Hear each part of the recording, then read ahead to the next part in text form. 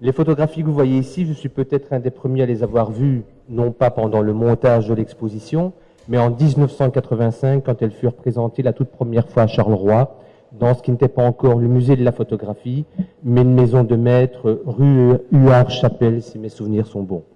Il faut dire qu'à l'époque, j'attendais impatiemment la présentation de cette exposition et le bouquin qui l'accompagnait, parce que j'étais en pleine rédaction de mon mémoire de fin d'études et le Roton constituait une partie importante du sujet. Je me rends donc rue Huard-Chapelle et je trouve porte close. C'est déjà mauvais signe. Je sonne et Georges Vercheval, donc dans une histoire de famille, c'est le père de Véronique Vercheval et l'époux de Jeanne Vercheval et le créateur du musée de la photographie. Donc Georges Vercheval vient m'ouvrir, me dit « Mais monsieur, l'exposition n'est pas encore ouverte, vous devrez revenir. » Moi j'étais déjà sur la pointe des pieds pour essayer de voir au-dessus de son épaule. Effectivement, les cadres étaient à terre et contre les cimaises. Donc je suis revenu, j'ai enfin vu et j'ai été déçu. Je me suis dit, mais c'est quoi ces mineurs? Un mineur, je savais ce que j'étais, ou j'avais la faiblesse de croire ce que c'était. En effet, si vous me permettez l'expression, j'en avais un à la maison. Mon père, quelques années auparavant, venait de terminer une carrière de 30 ans au fond de la mine, au siège numéro 18 de Monceau-Fontaine. Ce que je n'avais pas perçu, par contre, c'est que les mineurs photographiés, ce n'étaient plus des mineurs, comme je m'en faisais encore l'idée, mais des hommes à qui on venait de confisquer ce statut qui faisait toute leur fierté et qui surtout venaient de perdre leur emploi. Les Indiens d'Amérique avaient peur que par la photographie on puisse capturer leur âme. Les mineurs, comme vous le savez, n'ont peur de rien. Mais les photographes qui ont couvert la fermeture du Roton ont réussi à capturer à travers l'expression de leur regard toute leur angoisse. Mais plus habitués à l'obscurité des galeries qu'à cette exposition soudaine à la lumière de l'actualité, les réactions et attitudes de ces hommes de la nuit furent diverses.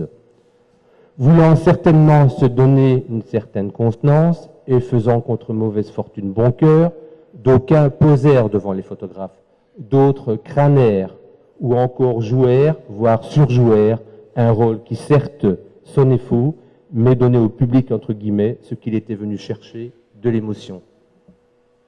Mais comme on peut le voir dans les reportages télévisés de l'époque, les regards perdus dans le vide, les larmes contenues ou les longs silences entre deux mots bredouillés en disaient souvent plus sur la réalité de la situation vécue.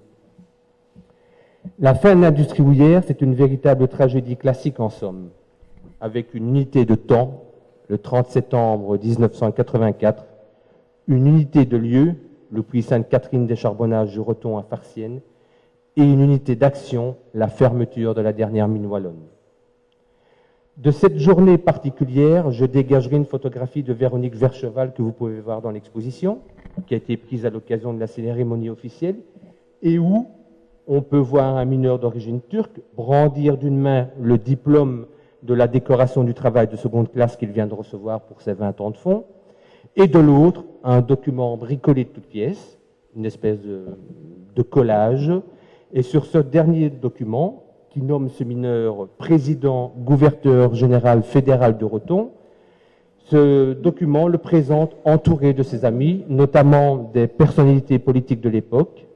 Et ce mineur entouré de ses amis, c'est à l'occasion de l'inauguration de la nouvelle piscine laboratoire. Alors cette piscine laboratoire, il n'y avait pas de piscine au Roton, mais cette piscine, ou plutôt ce laboratoire, pour les non-initiés, c'était le projet de laboratoire dont il avait été question à un moment pour maintenir une activité au fond du Roton. Donc, on présente ce mineur avec ses amis autour d'une piscine laboratoire. Ce document, c'est du surréalisme belge à la sauce turque, si cela, ce n'est pas de l'intégration.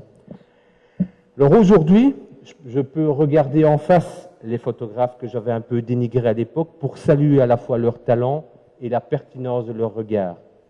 Aujourd'hui, je peux enfin remercier ces mineurs du Roton pour leur message empreint d'humanisme et leur espoir en l'avenir, notamment à travers les enfants. Car aujourd'hui, j'ai compris.